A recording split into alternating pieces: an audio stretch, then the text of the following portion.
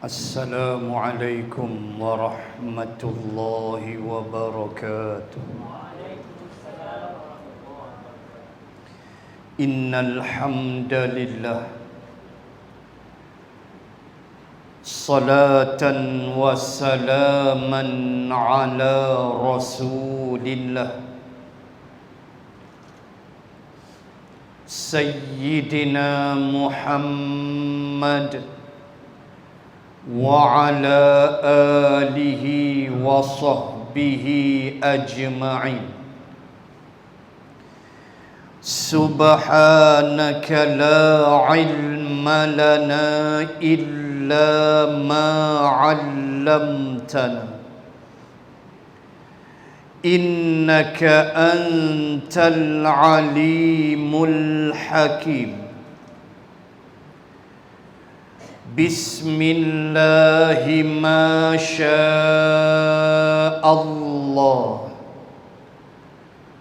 la hawla wa la quwwata illa billah al-aliyyil azim. A'udzu billahi minasy syaithanir rajim. Wa ufawwidu amri ilallah innallaha basirum bil ibad. Surah Ghafir. Mafhumnya,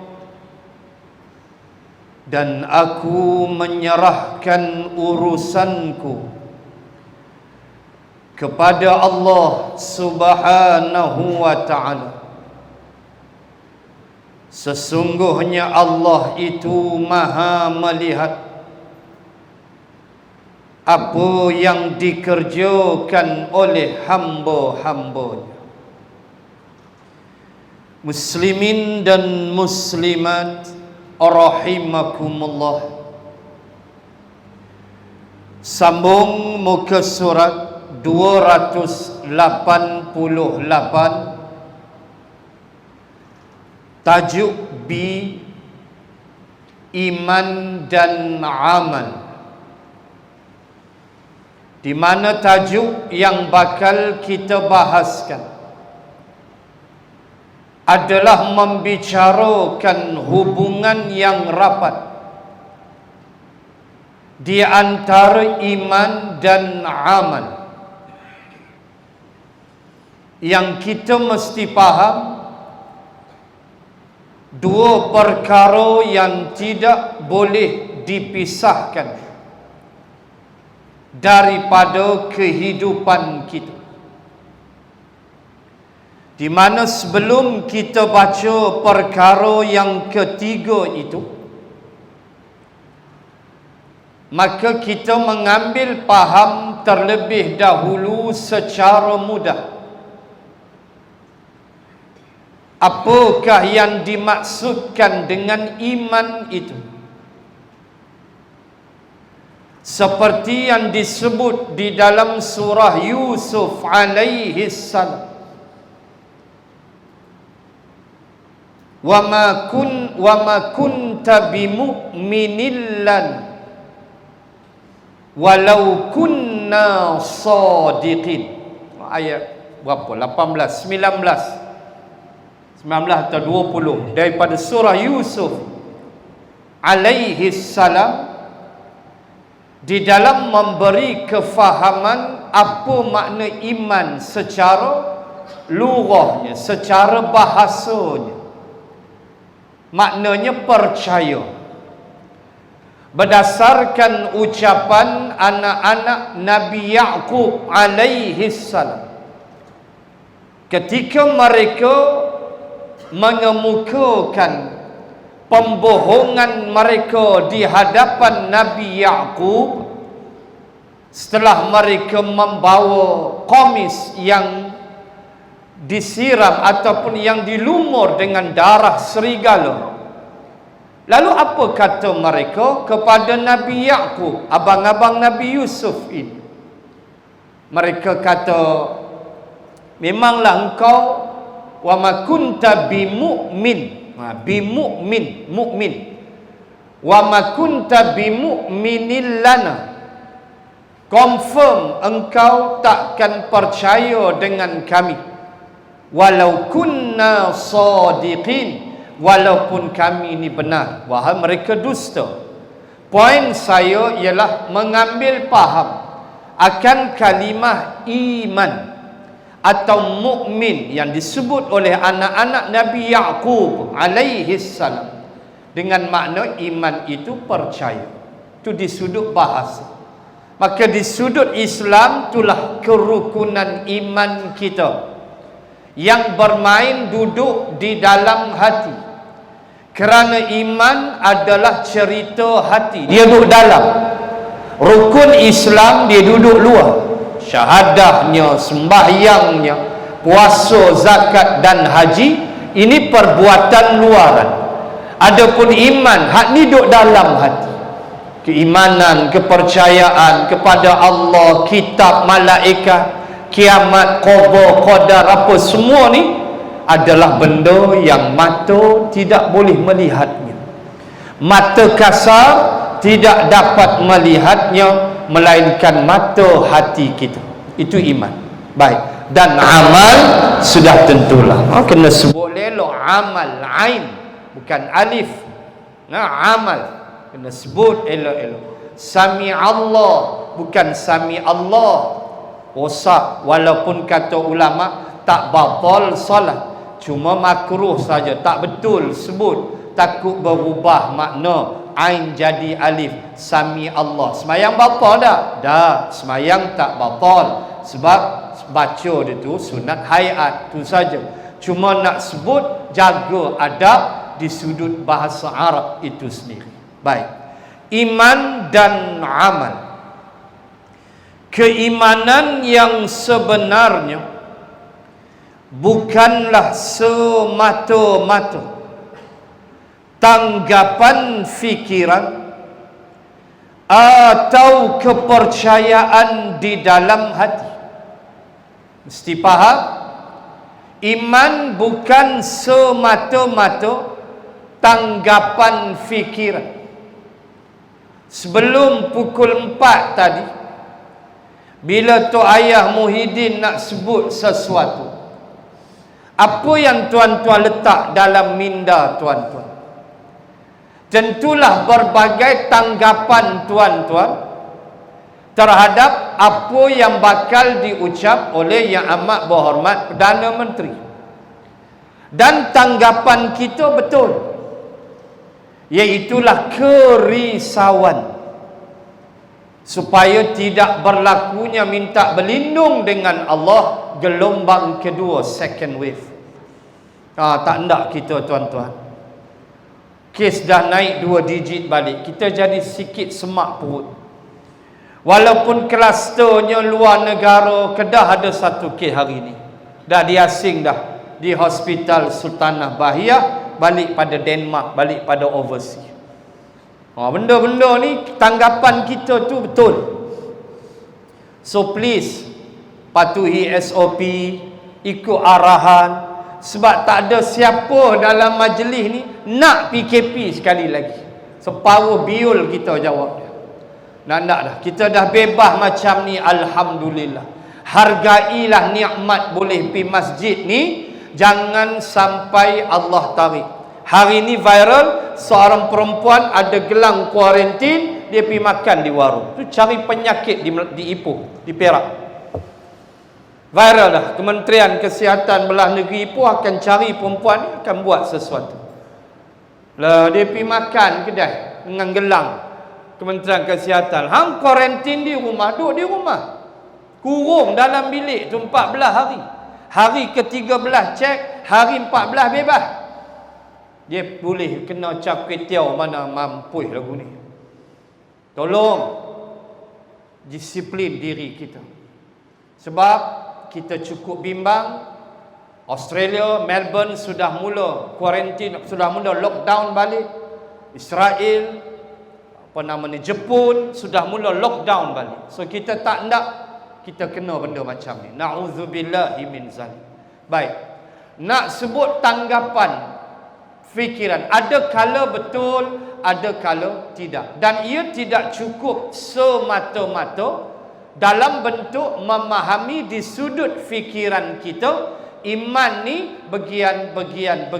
Tak cukup setinggi manalah ilmu kita, sehebat manalah PhD usuluddin kita, dalam keadaan kalau kita masih menganggap dengan berfikir-fikir tentang iman, tetapi tidak ada yang lebih difokuskan lagi yang akan kita bicarakan ini, maka ia tidak memadai. Walaupun tanggapan pemikiran itu, berfikir tentang apa itu iman adalah satu keperluan, dan maksud berfikir apa itu iman sudah tentulah based on knowledge, sudah tentulah mesti diasaskan oleh ilmu. Persoalannya, cukupkah dengan kita begitu, dengan tidak, umpama contoh, tidak bersolat, umpama contoh, apakah memadai? Itu maksudnya. Baik.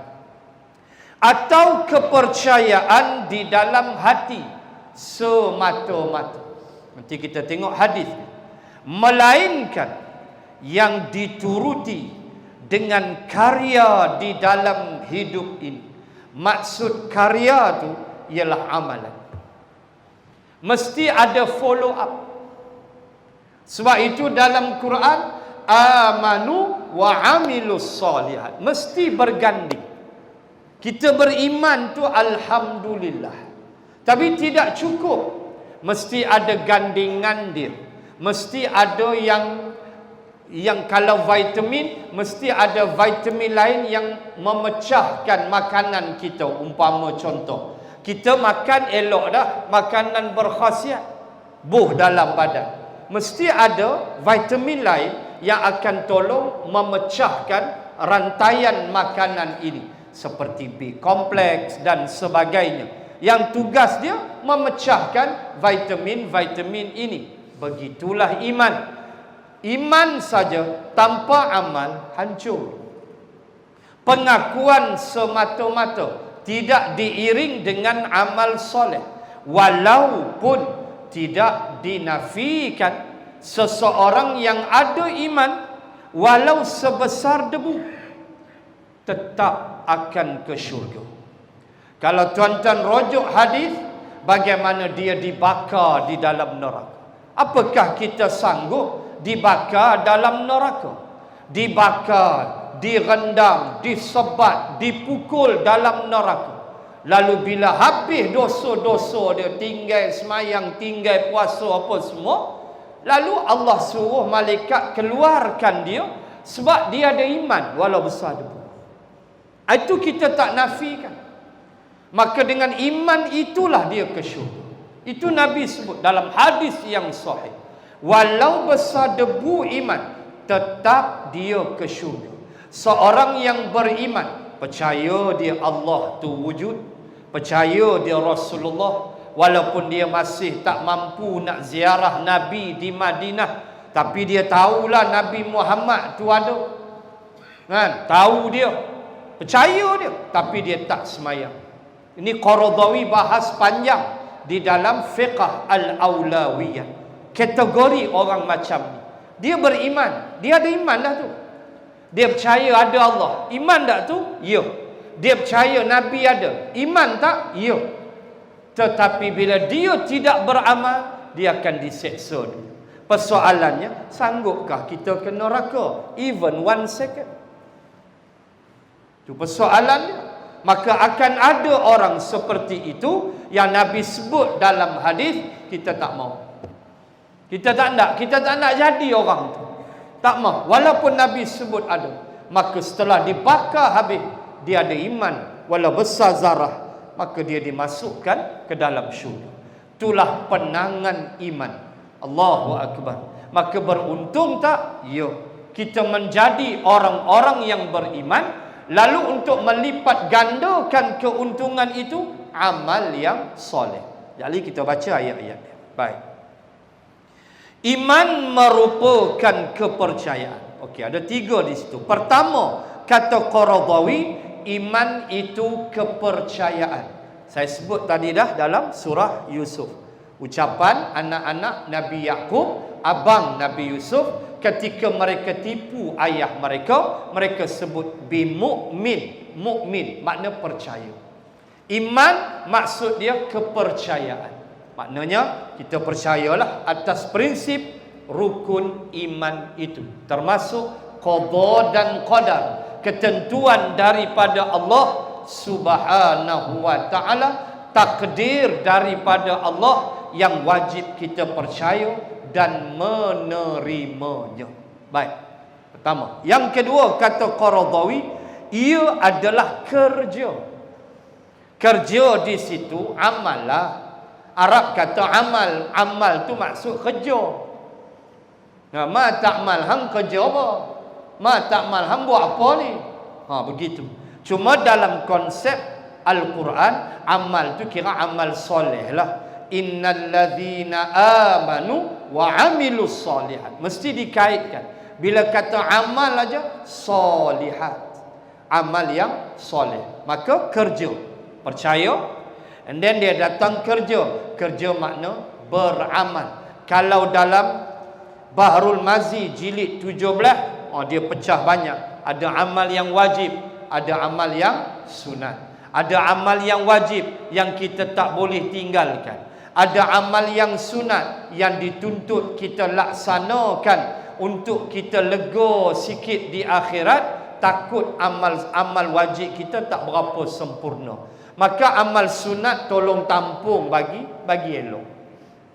Tuan-tuan, muslimin muslimat, benda ni dibahas begitu panjang di dalam Bahrul Mazi untuk kita memahami bahawa amal yang Allah hendak, amal yang mampu kita laksanakan di atas dasar ilmu, sama ada wajib ataupun sunat, maka menjauhi perkara yang haram itu adalah prioriti, itu adalah keutamaan di dalam kehidupan kita.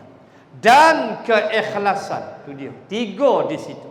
Kepercayaan, kerja dan keikhlasan. Seolah-olah iman terpelanting jauh sekiranya tak ada keikhlasan di dalam beramal. Sebab itulah syarat ketat.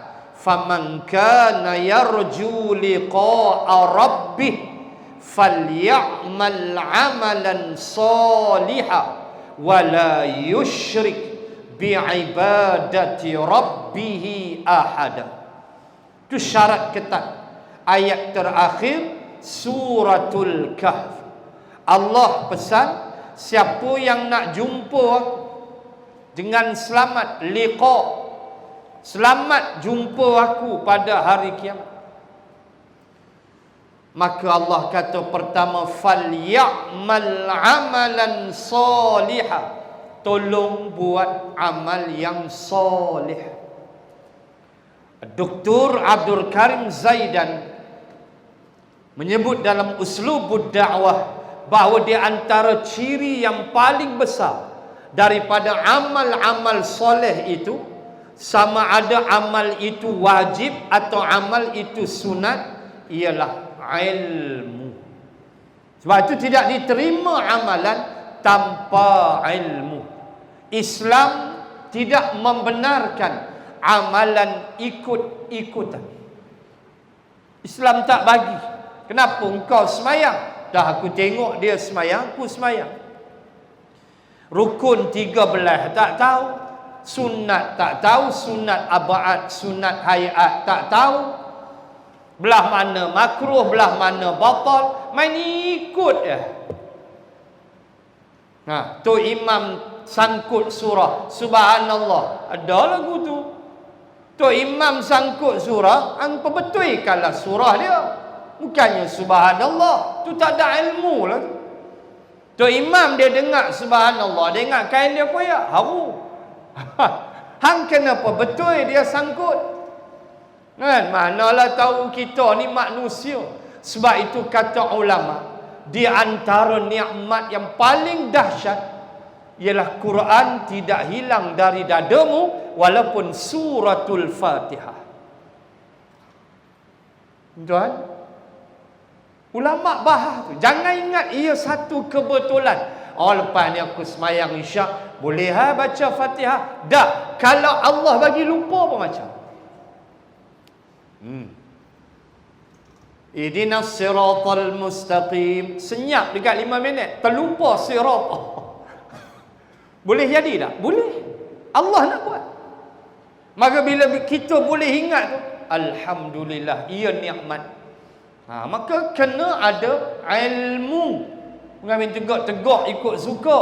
Maka benda-benda ni mesti belajar. Basic pada solat itu sendiri, mesti kita memahaminya. Muslimin dan muslimat, Allah pesan, hendaklah kamu beramal soleh. Nak jumpa aku, tak ada amal, hampa bungkus. Aku humban hampa dalam neraka.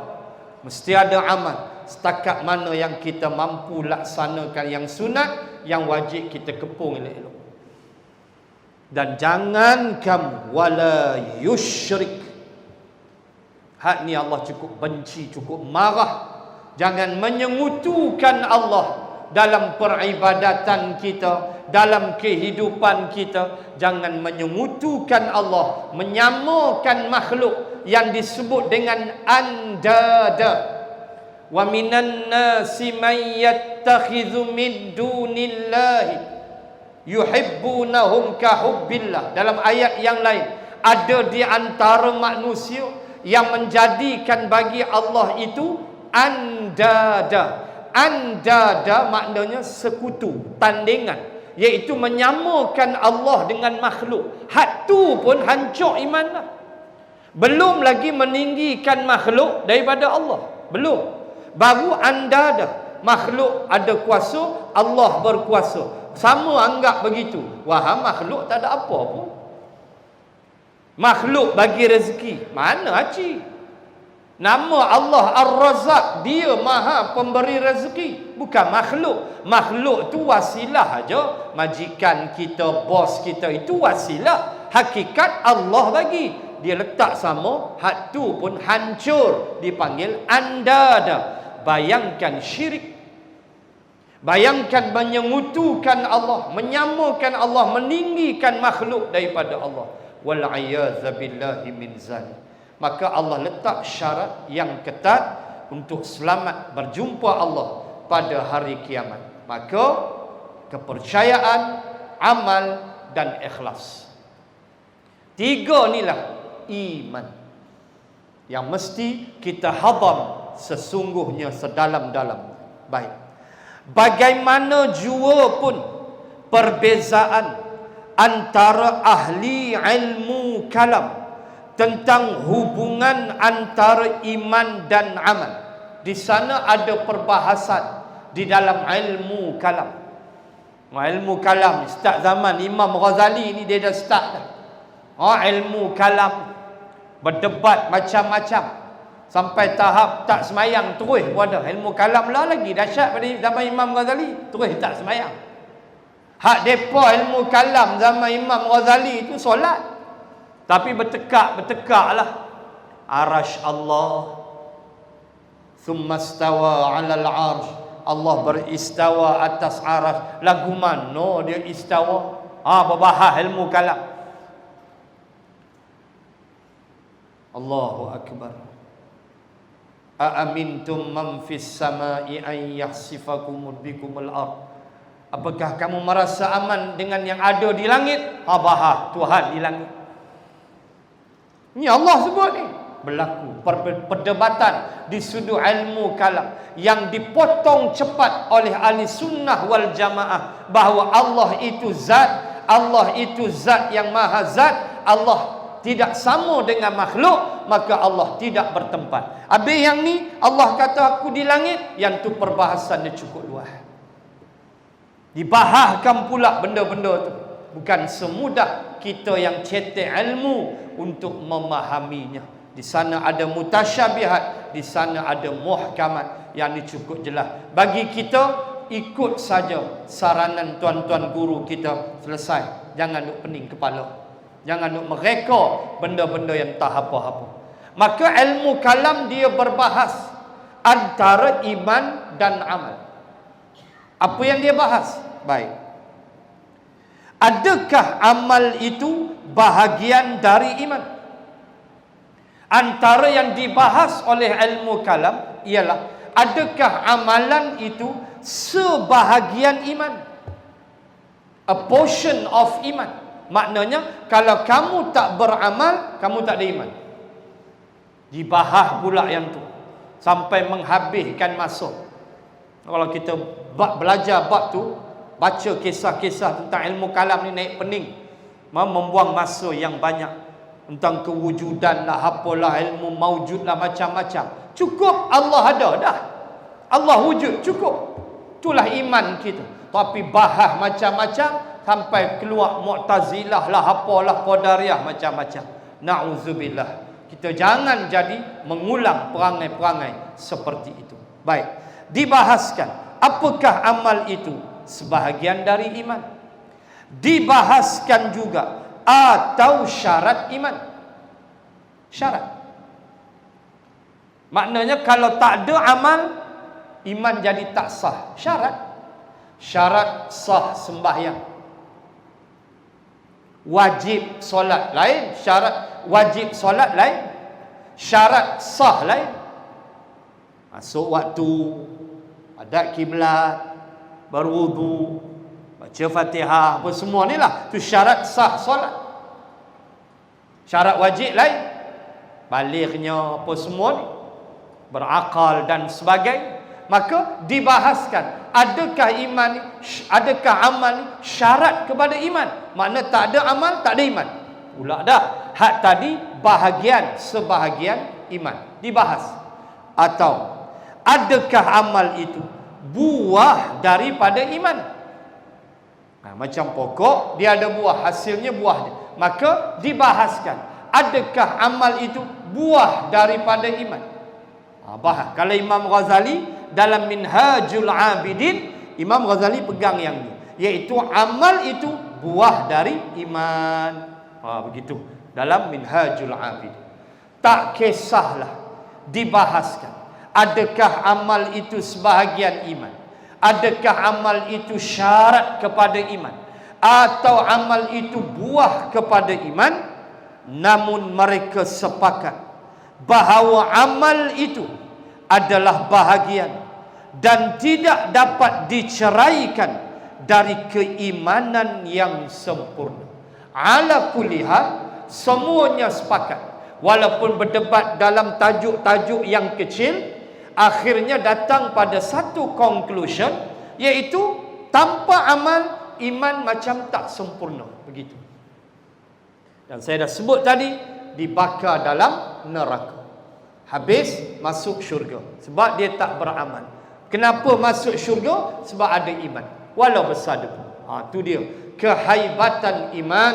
Sebab itu bersyukurlah Allah lahirkan kita sebagai seorang Islam dan orang yang beriman kepada Allah Subhanahu wa ta'ala.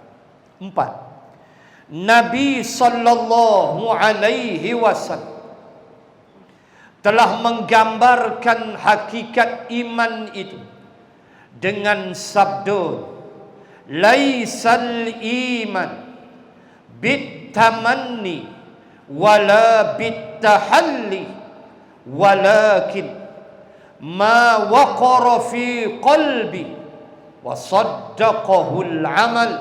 Rawahul Ibnu Najjar dan Ad-Dailami. Iman itu bukanlah merupakan harapan. Laisal iman bitamanni. Tamanni ni amani. Tamanni makna kalau paling tepat kita nak sebut angan-angan. Imajinasi. Tamanni. Amani. Angan-angan kata Arab.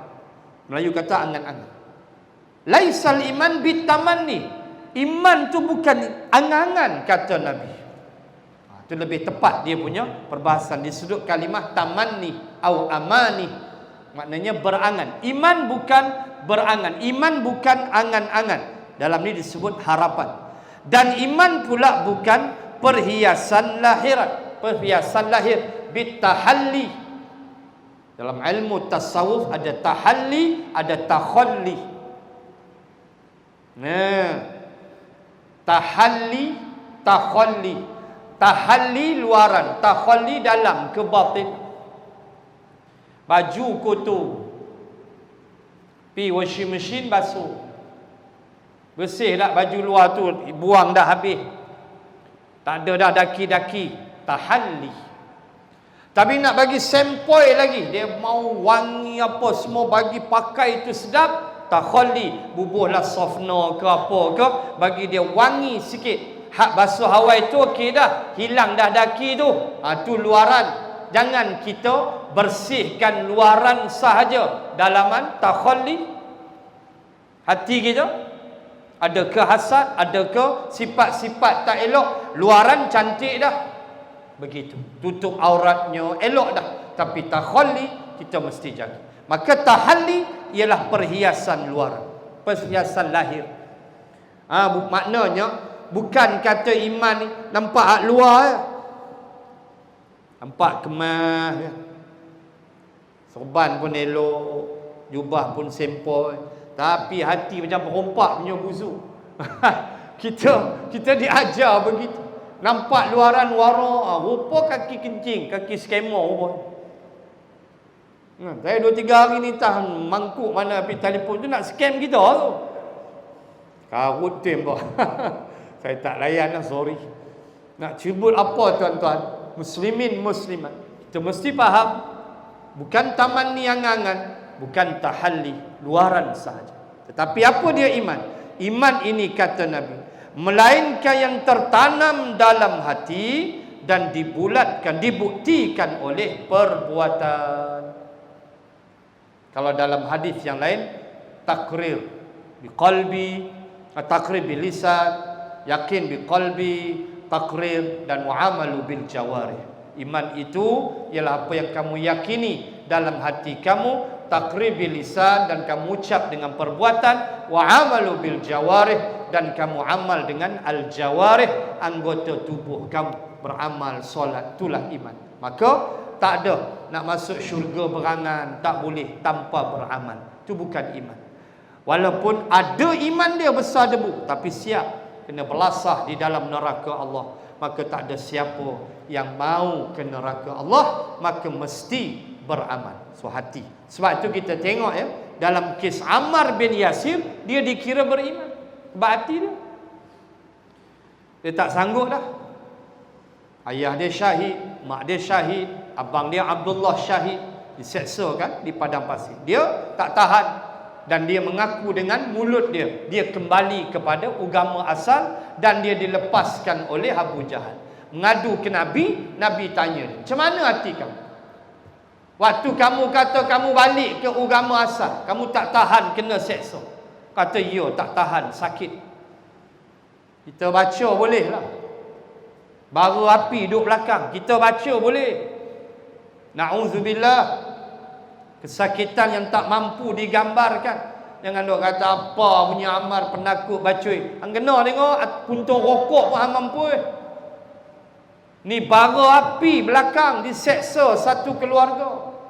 Dia juga manusia yang punya perasaan sakit dan sebagainya. Maka dia tak tahan, dia mengaku dia kembali menyembah Lata, Manat, Uzza. Mulut dia saja, hati tertahan. Nabi tanya, hati hang macam mana? Hati aku bersama Allah dan Rasul. Nabi kata, hang beriman. Itu cerita, contoh Ammar bin Yasir radhiyallahu anhu. Maka ni yang paling penting sekali. Hati kita, amal kita, takrir kita berlaku synchronization. Tiga ini mesti serentak. Hati mengaku, lidah mengaku, semayang tak mau, kejadah apa jadi? Tak jadi apa tak? Mesti tiga-tiga kita lakukan. Baik. 5. Di dalam Al-Quran ada lebih dari 70 ayat yang menyebut iman itu sejalan dengan amal perbuatan. Lebih kurang 70 ayat. Amanu wa amilus salihat. amanu wa amilus solih. Duduk sekali. Dan waw itu adalah waw ataf. Innal ladzina amanu wa'a. Waw itu waw ataf. Mana mesti buat dua-dua. Iman mesti dengan amal soleh.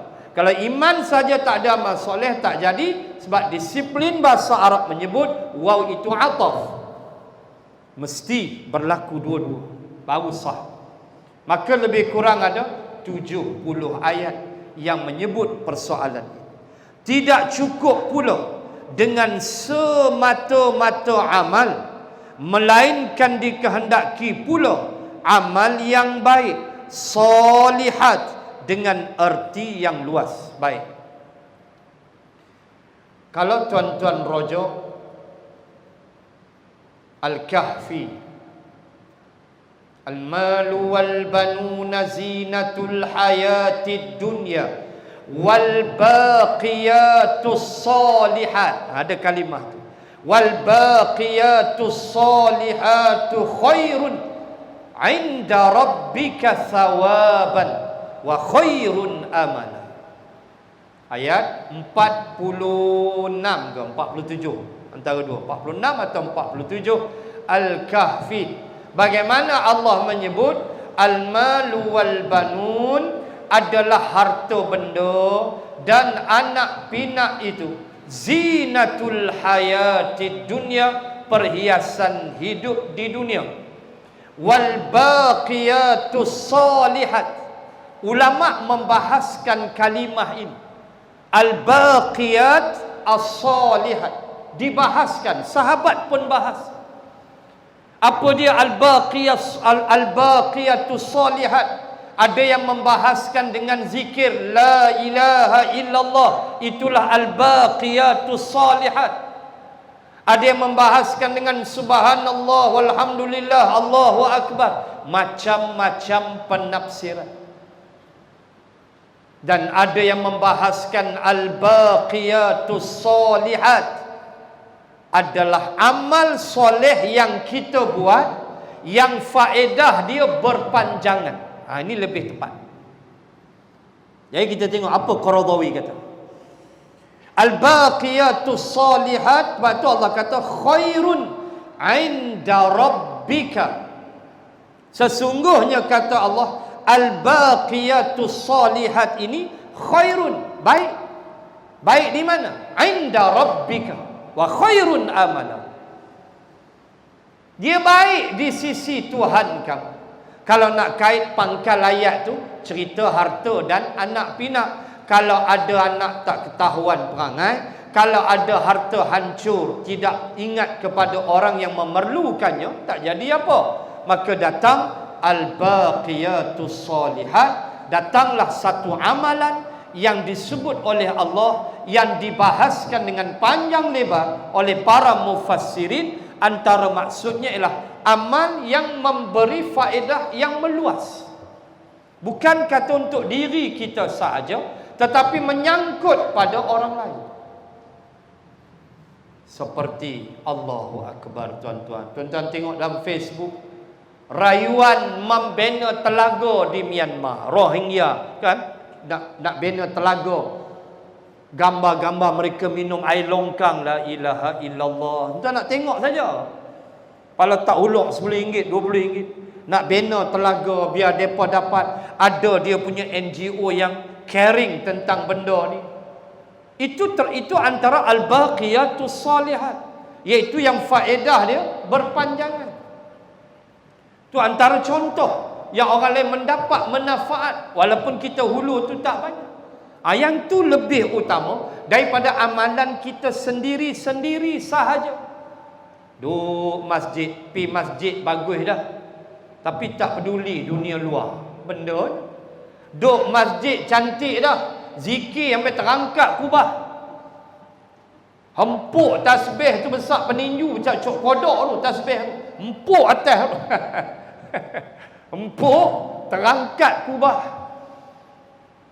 Tapi orang luar, orang Myanmar, orang Palestin yang kesejukan di musim dingin, ada NGO yang caring, minta RM1 2 nak beli gas, nak beli tu, nak beli ni. Kita buat tak peduli aja. Jenis orang apa ni? Allah cukup marah. Hang duk kira diri hang, tak kira orang lain. Hidup ni kena kira orang lain sama. Bukan kira kita aja. Life is sharing, tuan-tuan. Hidup ni kongsi, bukan individu. Hang kaya, hang kena kongsi dengan orang. Orang yang memerlukan, orang yang susah. Bukan suka-suka hati. Ini hidup. Tapi kadang-kadang ada jenis manusia seperti itu. Maka al-baqiyatus salihat, tuan buka dalam Al-Kahfi 46 atau 47, and then tuan-tuan cek dalam tafsir, tengok perbahasan dia cukup panjang. Amal-amal yang memberi faedah. Kalau kita nak tafsir dengan mudah, amal yang kekal faedah. Baik, apa kata Qaradawi? Iaitulah memberi kebaikan untuk dunia dan agama. Al-baqiyatus salihat ni antara ciri dia, pertama kata Qaradawi, dia memberi kebaikan untuk dunia dan agama. Untuk dunia mudahlah, saya sebut dah tadi contoh. Rohingya perlukan wang untuk tebuk perigi buat telaga. Itu dunia lah. Kita bagi manfaat untuk dunia, dia boleh cedok air, dia boleh berwuduk, apa semua dengan sempurna. Hasil duit kita, walau RM10 kita bagi, tetap dicatat oleh malaikat. Sebab tu saya selalu pesan, dan ulama pun pesan lama dah, kita ulang saja pesan ulama, jangan terlepas sedekah waktu subuh. Selalu pesan. Sampai ulama bahas, solatmu subuh, zikirmu waktu subuh, doamu waktu subuh adalah disaksikan oleh para malaikat. Besarnya waktu subuh. Sampai dalam hadis, orang yang lihat nak bangun solat subuh berjemaah ada ciri munafik. Berat. Sebab itu jangan lepas peluang sedekah waktu subuh. Mai masjid RM10 masuk tabung, RM5 masuk tabung. Bila masuk masjid waktu subuh? Sebab dia disaksikan oleh malaikat. Dahsyatnya waktu subuh. Allahu Akbar. Jangan buat lebih kuat. Walaupun waktu lain cantik, sedekah tu cantik dah. Ada orang nak tunggu hari Khamis malam Jumaat baru nak sedekah, sebab Khamis tenggelam matahari hari Jumaat, dan hari Jumaat sebaik-baik sedekah. Betul, tak ada masalah. Tetapi amalkan pada waktu subuh, walau RM1 sekalipun.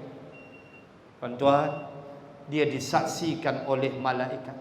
Sampai ulama bahas, kalau engkau sedekah waktu subuh tu, engkau doa.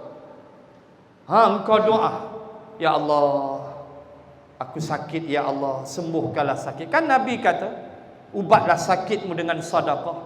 Sedekah antara jalan menghindari penyakit. Begitu Nabi ajar kita. Maka jangan lupa, terutama waktu solat subuh. Kita masuk masjid sebelum kita semayang, ataupun kalau kita terlupa, sampai ulama pesan, sediakan tabung di rumah. Tabung tu untuk subuh. Manalah tahu hari-hari masbuk terlupa. Masbuk dia kerja dia. Manalah tahu. Balik kilang pukul 4 ke, kilang tutup pukul 4. Kan dia balik kerja lewat ke apa, kita tak tahulah masalah orang. Ala kulli hal, subuh biasakan bersedekah walau RM1. Doa malaikat Allah. Dan waktu kita bagi tu, kita doa. Kalau kita ada sakit, orang lain sakit, kita minta, ya Allah, berkat aku sedekah waktu subuh ni, ya Allah, sihatkan fulan bin fulan. Doa. Itu ulama ajar. Baik. Memberi kebaikan untuk dunia dan agama, sudah tentulah pahalanya berpanjangan untuk agama kita. Untuk kita, pahala berpanjangan selagi adanya wakaf ke apa ke, berpanjangan. Juga untuk perseorangan dan masyarakat. Sebut dah. Al-baqiyatus salihat, individu dan masyarakat. Jangan duk kira diri ya. ingat sama orang luar, ingat sama masyarakat, ingat sama orang yang memerlukan sedikit yang kita ada. Walaupun tak banyak mungkin kita boleh bagi, tetapi tetap memberi itu tuntutan agama. Baik. Untuk kehidupan rohani dan kebendaan, sudah tentulah kehidupan rohani dan kehidupan jasmani kita. Benda-benda ni, benda yang kita mesti pasak di dalam minda kita, bahawa iman, kekuatan asas dia amal soleh. Tanpa amal soleh, jangan duk sembanglah hang beriman. Walaupun hang percaya Allah, percaya Rasul, kitab dan sebagainya, tak ada amal, neraka dulu. Na'udzubillah. Na'udzubillahi min zalik. Sesaat pun kita tak mampu dengan bakaran neraka Allah Subhanahu wa ta'ala. Bismillahirrahmanirrahim. Alhamdulillahi rabbil alamin. Assalatu wassalamu ala rasulillah wa ala alihi wa sahbihi ajma'in. Allahumma zidna ilman warzuqna fahman. Allahumma rzuqna fahman nabiyyin wa hifzal mursalin. Allahumma ij'al jam'ana hadha jam'an marhuma wa tafarruqana min ba'dih tafarruqan ma'suma. Wa sallallahu ala rasulillah wa ala alihi wa sahbihi wa baraka wa sallam. Walhamdulillahi rabbil alamin. Ada satu pengumuman dari Yayasan Aman Malaysia Cawangan Pulau Pinang. Siapa yang berhajat untuk korban dan aqiqah di negara Afrika dan Asia, sila berhubung dengan Tuan Haji Rosli di belakang nanti. Kalau siapa berhajat, Haji Rosli akan bagi borang. Adalah satu bagian lembu, 350 kambing, unta dan RM25 untuk naskah wakaf Al-Quran. So tuan-tuan boleh jumpa dengan Haji Rosli sekiranya tuan-tuan berhajat untuk korban aqiqah di negara Afrika. Wallahu a'lam. Assalamualaikum warahmatullahi